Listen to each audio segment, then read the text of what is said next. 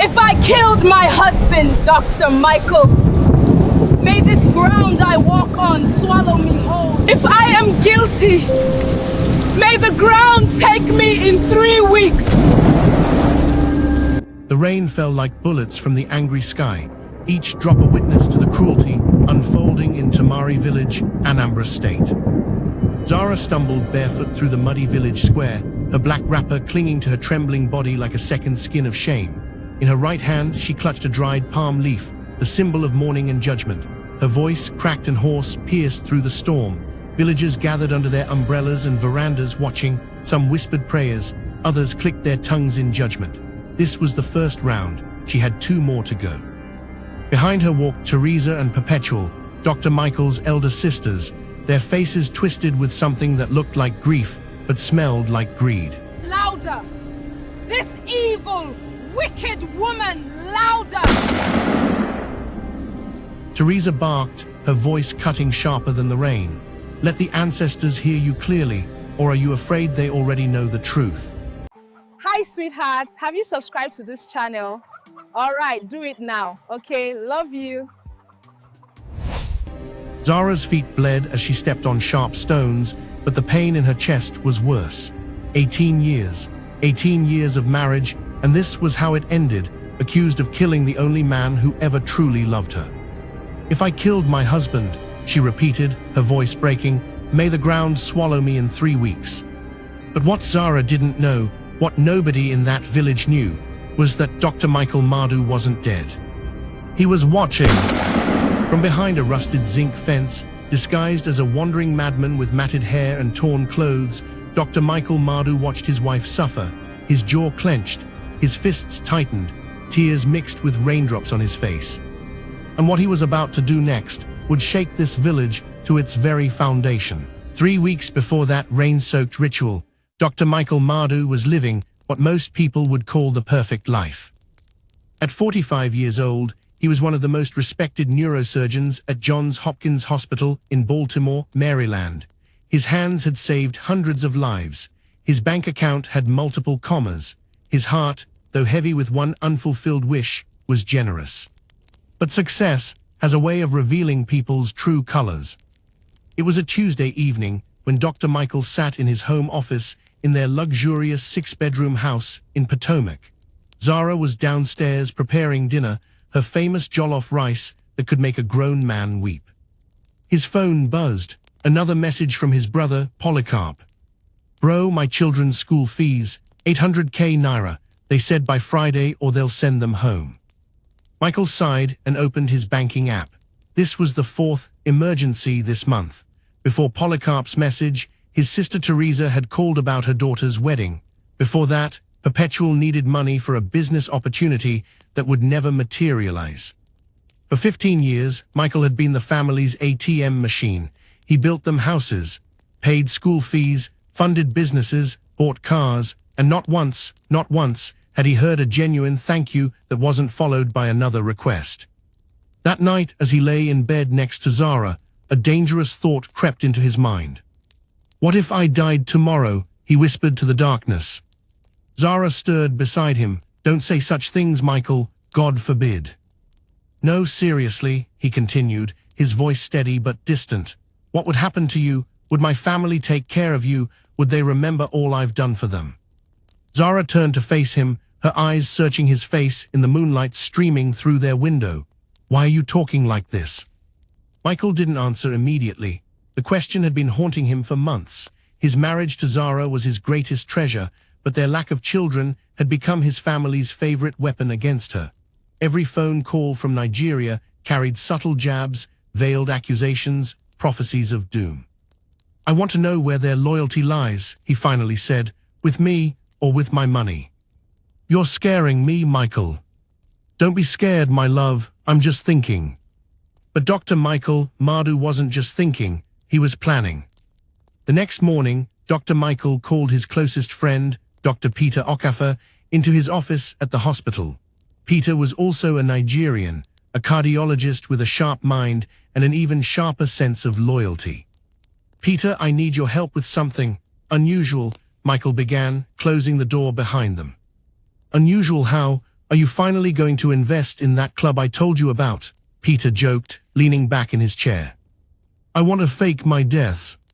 The smile vanished from Peter's face. Michael, have you lost your mind? Maybe, or maybe I'm about to find out who truly loves me. For the next hour, Michael laid out his plan with surgical precision. Peter would announce that Michael had collapsed at work, a sudden brain aneurysm, ironic for a neurosurgeon. They would arrange for an empty coffin to be sent to Nigeria. Michael would travel ahead, disguise himself, and watch everything unfold. This is madness, Peter said, but Michael could see he was considering it. Is it madness to want to know the truth? Michael challenged. I've sent over $2 million back home in the last 10 years, Peter. $2 million. I've built houses, funded weddings, paid hospital bills, school fees, business loans, and you know what? I've never asked for a single thing in return. Not gratitude, not respect, nothing, but the way they treat Zara. His voice cracked. The way they blame her for our childlessness as if it's a crime. I need to know. If I die, what happens to her? Peter was quiet for a long moment. Then he asked the question that mattered most. And what if what you discover breaks you? Michael's eyes hardened. Then at least I'll know the truth. And Zara, you're going to put her through this. It's the only way to know if my family will protect her or destroy her. Peter stood up and walked to the window, looking out at the Baltimore skyline. If we do this, Michael, there's no going back. You'll see things you can't unsee. I know. All right, Peter turned around, his expression grave. Let's do it. But on one condition, I'm coming with you to Nigeria. You'll need backup when this thing explodes. They shook hands. The plan was set. 1 week later, Dr. Michael Madu died at work. The scream that tore through their Potomac home that evening could have shattered glass. No, Michael, no. Zara collapsed in the living room when Peter arrived with 2 police officers to deliver the news. Her world, carefully built over 18 years, crumbled in seconds. Mrs. Madu, I'm so sorry, Peter said, his voice heavy with rehearsed grief. He collapsed during surgery. We did everything we could. The aneurysm, it was massive. He didn't suffer. Lies, all lies, but necessary ones. The next 72 hours were a blur of phone calls, arrangements, and tears. Zara, numb with shock, barely ate, barely slept.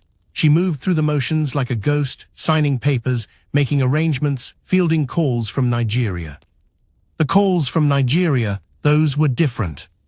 Zara, what happened to our brother? Teresa's voice on the phone was sharp, accusatory, not comforting. He collapsed at work. I don't. And you didn't see any signs? Nothing. 18 years of marriage, and you didn't notice anything wrong. Teresa, I'm grieving, please.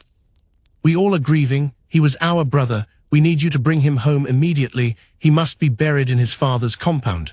And Zara. Yes. Bring all the documents, property papers, bank statements, everything. The family needs to know what he left behind.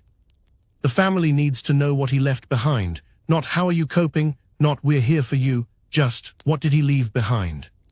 Zara didn't have the strength to fight. She booked a flight to Nigeria. When Zara landed at Murtala Muhammad International Airport in Lagos, she was met by Polycarp, Michael's younger brother. His hug was brief, obligatory, cold.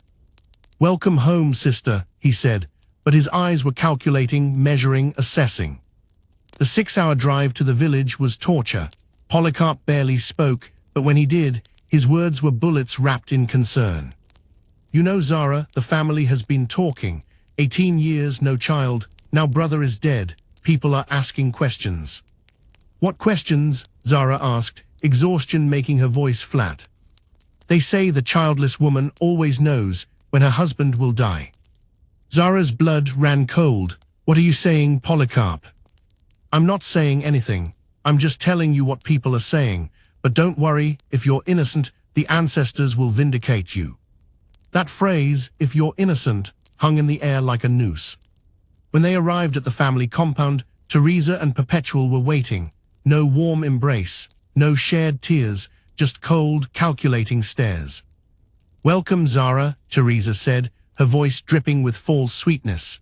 We've prepared a room for you, the small one behind the kitchen. You'll stay there until after the burial. The small room behind the kitchen was where they kept firewood and old farm tools. It smelled of smoke and decay. "But Michael built that big house next door, can't I?" "That house," Perpetual interrupted sharply, "belongs to the family now. You have no children. According to our tradition, you have no claim." "Michael was my husband." "Was," Teresa emphasized, "past tense, and now the family must protect what belongs to the family." That night, sleeping on a thin mat in that smoke-filled room, Zara realized she wasn't a widow being comforted. She was a suspect being contained. While Zara suffered in that room, a figure moved through the village like a shadow. The villagers called him Oni Ara, the madman. He'd appeared a few days ago, muttering to himself, digging through trash, sleeping under the big mango tree in the village square. But this madman's eyes were too sharp, too aware, too pained. Dr. Michael Mardu, hidden beneath layers of dirt, torn clothes, and matted hair, watched his family's true nature unfold like a horror movie. He watched as Polycarp gathered the elders 3 days after Zara's arrival, speaking in hushed tones about securing the family's inheritance. He watched as Teresa went through Zara's luggage when she went to fetch water, looking for bank documents and property papers. He watched as Perpetual told the other village women, "That woman killed our brother with her barrenness. Her womb is cursed, so she cursed him too." And then came the day they subjected Zara to the ritual. "If she's innocent, she should prove it," Teresa declared before the village council. "Let her swear by the land 3 times around the village, under the rain. Let the ancestors judge." The head elder, a wizened man named Iki Mbanifo, was hesitant. "This is a serious matter. The woman is grieving."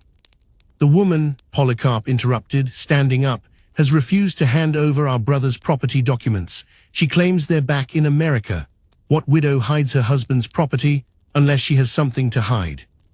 The council murmured, tradition won over compassion. As Zara was forced to strip to a single wrapper, as they handed her the palm leaf, as they pushed her out into the gathering storm, Dr. Michael felt something inside him die.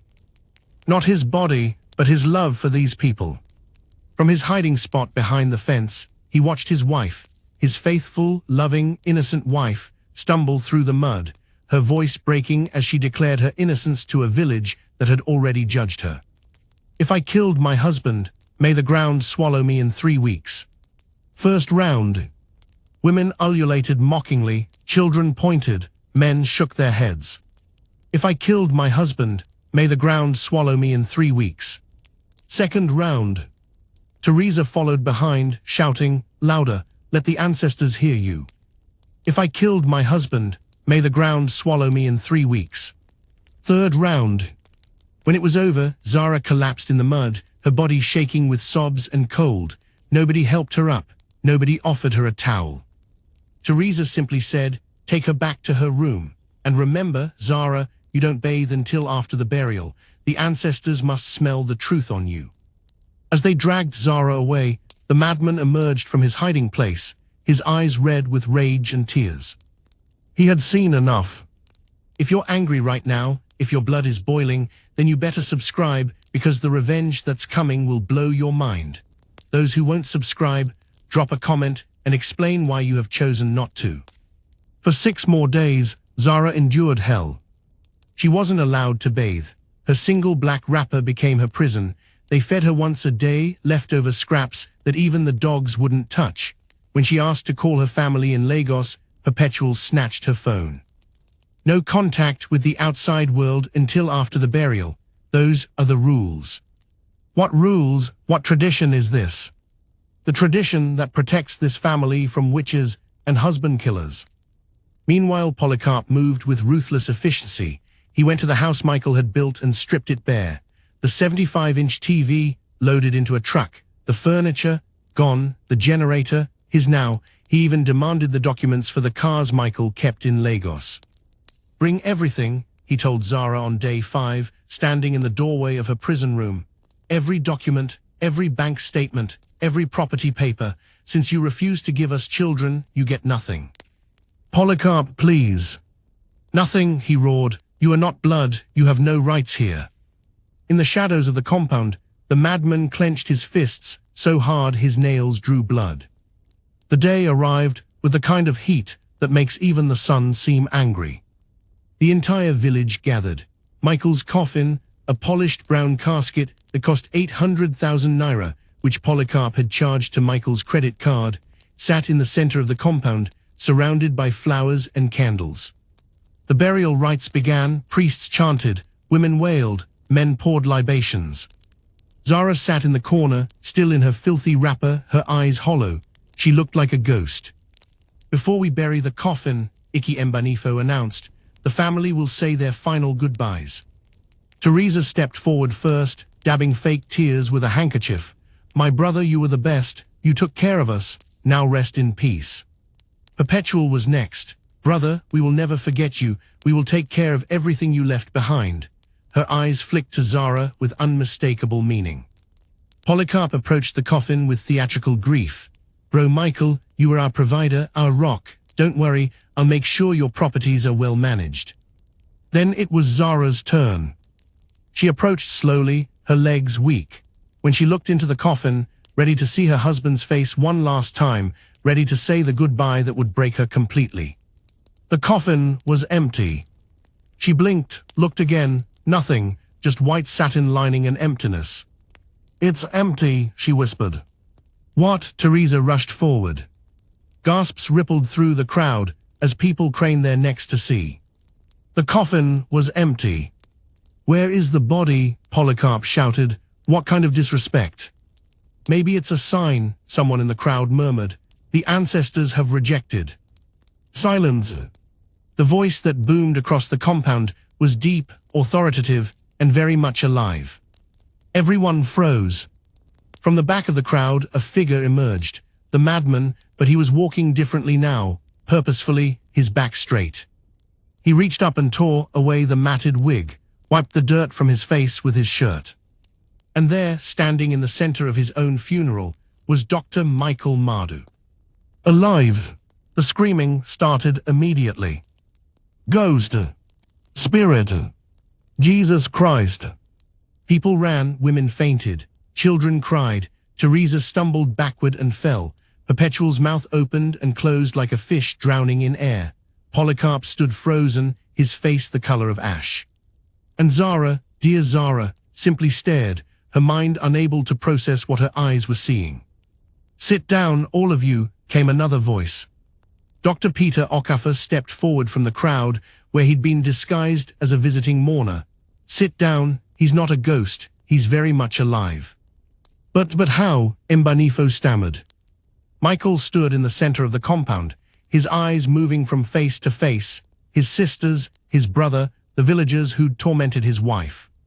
When he finally spoke, his voice was quiet, but it carried the weight of 1,000 betrayals. "I died," he said, "to see who truly loved me." For 3 weeks, Michael continued, his voice gaining strength. I watched from behind fences, from under trees, from the shadows of this compound. I saw everything." Teresa found her voice first, scrambling to her feet. "Brother, thank God you're alive, we thought." "You thought you could take everything," Michael cut her off, his eyes blazing. "Before my body was even cold, before the coffin even arrived, you started dividing my property like hungry vultures over a carcass." "That's not true, we were just—" "I was there, Teresa," Michael's shout silenced the entire compound. "I heard you tell the village women that my wife killed me. I watched you make her walk barefoot in the rain, declaring her innocence to ancestors you don't even believe in. I saw you strip her dignity, deny her food, lock her in a room like a criminal." He turned to Polycarp, who was trying to edge toward the exit. "Don't you dare move, Polycarp, don't you dare." Polycarp froze. "You took my TV, my furniture, my generator. You demanded documents for cars, for properties, for everything down to the last pin.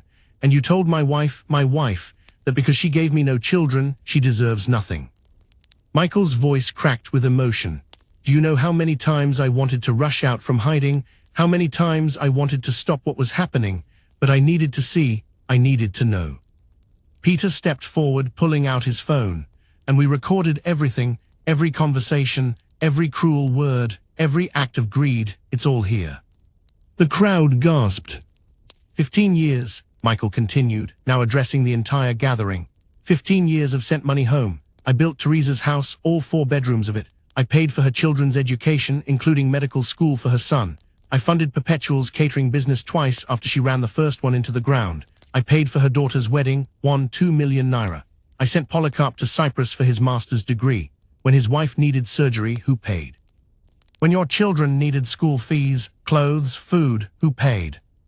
I never asked for gratitude. I never demanded respect. All I wanted was for you to love the woman I loved, to protect her if anything happened to me, but you couldn't even do that, could you? Teresa fell to her knees. Brother, please, we made a mistake. We were confused, grieving. You weren't grieving, Michael's voice thundered. You were celebrating. You were counting money that wasn't yours, claiming property you didn't earn, destroying a woman whose only crime was loving your brother. He walked slowly toward Zara, who still stood frozen in shock, tears streaming down her face. Zara, he said softly, taking her hands. They were cold, trembling. Michael, her voice was barely a whisper. Is it really you? It's me, my love. I'm here. I'm so sorry. But why? Why did you do this? Because I needed to know, and now I know. He pulled her into his arms, and she collapsed against him, her body racked with sobs, relief, anger, confusion, joy all tangled together. I will never let anyone hurt you again, he whispered into her hair. Never. When he turned back to his family, his expression had hardened to stone. This is the last time you will see me, he announced. From this day forward, Dr. Michael Madu has no family in Nigeria, no siblings, no obligations. The houses I built, keep them, I want nothing back. But don't ever contact me again. Don't call my phone, don't send messengers, don't write letters. You're dead to me, just as you wished I was dead to you. Brother, please. Perpetual rushed forward, joining Teresa on her knees. We'll change, give us another chance. Another chance? Michael's laugh was bitter. For 15 years I gave you chances. Every phone call was a chance. Every bank transfer was a chance. Every time you disrespected my wife and I forgave you, those were chances. But you know what? When you thought I was dead, you showed me who you really are. Polycarp finally spoke, his voice shaking. What about the properties, the documents I collected? Peter, Michael gestured to his friend. Peter stepped forward with a folder. All property documents have already been replaced. The ones you collected, worthless copies, the real documents were never in Nigeria. And as for the items you stole, the TV, furniture, generator, consider them your inheritance. It's all you're getting. The village watched in stunned silence as Dr. Michael Madu, his wife Zara, and Dr. Peter Okafor walked toward the waiting car. Wait, Mbanifo called out. What about the burial, the rites, the... Michael didn't turn around. Bury the empty coffin. Maybe it will teach you all a lesson about greed. As they drove away, Zara finally found her voice. Michael, I don't understand. How did you do all this? The death certificate, the hospital, the coffin. Peter helped me arrange everything, Michael explained, squeezing her hand. False death certificate, empty coffin. I flew to Nigeria a week before you, disguised myself and watched. I had to know, Zara. I had to know what would happen to you. And now you know, Peter added from the driver's seat. Your family showed their true colors. Zara was quiet for a moment, then asked, the ritual, the walking in the rain, you saw all that? I saw everything, Michael said, his voice thick with emotion. And I will never forgive myself for putting you through it, but I will spend the rest of my life making it up to you. What happens now? She asked. Now we go home, to America, to our real life, and we never look back. Behind them, in the village of Umu's, the family of Dr. Michael Madu knelt in the dirt, their tears finally genuine, their shame finally real. But it was too late. The man they'd betrayed was gone, and he was never coming back. The story of Dr. Michael Madu spread through Anambra State like wildfire. In markets, women told their daughters, treat your sisters-in-law well, you never know when God is watching. In beer parlors, men shook their heads. That family threw away a golden goose because of greed. In churches, pastors preached sermons about the story, warning their congregations about the dangers of covetousness. Teresa, Perpetual, and Polycarp became pariahs in their own village. People avoided them. Business partners withdrew. Friends disappeared. The houses Michael had built for them became monuments to their shame. Those are the houses of the greedy ones, people would say, pointing as they passed, the ones who buried their brother before he was dead. Years later, they would write letters, send emissaries, call mutual friends, begging for forgiveness, begging for reconciliation. But Dr. Michael Madu never responded. He and Zara built a new life in America. They traveled the world. They invested in charities that actually helped people. They found peace. And they never, ever returned to Nigeria. Because sometimes, the only way to truly live is to die to the people who only loved what you could give them, not who you were.